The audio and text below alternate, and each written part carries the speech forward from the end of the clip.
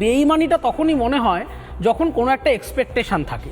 আপনাকে মনে করাতে হবে দেশের নাগরিককে যে এই আন্দোলনের সময় যখন সিপিএম প্রচণ্ডভাবে আন্দোলনটাকে হাইজ্যাক করবার চেষ্টা করছে, তখন যখন বিজেপি অংশগ্রহণ করতে গেছিল তখন বিচারপতি অভিজিৎ গঙ্গোপাধ্যায়কে ঢুকতে দেওয়া হয়নি, অগ্নিমিত্রা পলদেরকে গো ব্যাক স্লোগান দেওয়া হয়েছিল।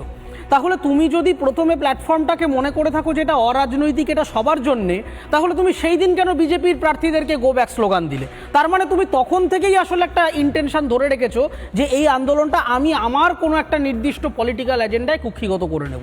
এবং আপনি স্ট্র্যাটেজিক্যালি যদি পানিহাটির, আমি নিজে পানিহাটির ভোটার তাই আপনাকে বলছি, আপনি গোটা ক্যাম্পেইনটার মধ্যে যত দিন যাচ্ছে আলোচনার মধ্যে থেকে আসলে পানিহাটির যে ইস্যুগুলো, মানে ওখানে মিউনিসিপ্যাল করাপশন, আবর্জনা, এই নির্মল ঘোষ এবং তার পারিবারিক যে ঘোটালা রয়েছে, আপনি সমস্ত দেখুন দুর্নীতি ফুর্নীতি চেপে গিয়ে সকাল থেকে রাত পর্যন্ত তিলোত্তমার অভয়ার বিচার চাই, তিলোত্তমার অভয়, এই নিয়ে রাস্তা স্লোগান ইত্যাদি ইত্যাদি।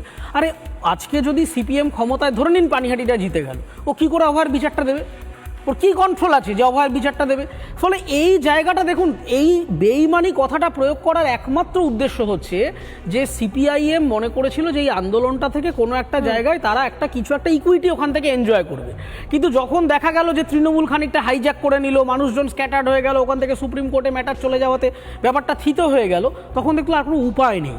এখন উপায় নেই বলে এখন এইটাকে আবার ওই পুরনো চাল ভাতে বাড়ে থিওরিতে, দেখুন একটা সিম্পল ব্যাপার, পুরনো চাল কি ভাতে মানে ভাতে বাড়বে বা আদৌ কি অ্যাডভান্টেজ হবে না হিতে বিপরীত হবে? আমি এই আন্দোলনের একজন অ্যাক্টিভ পার্টিসিপেন্ট এবং আমি ওই ট্রায়ালে ফিজিক্যালি উপস্থিত থেকেও বলছি, যদি অভয়ার বিচার নিয়ে যদি কথা হয় যে অভয়ার বিচারটা কে সব থেকে বেশি আঘাতপ্রাপ্ত এবং কে চাইতে পারে, তাহলে রত্না দেবনাথ ছাড়াই অধিকার আর কারণ নেই।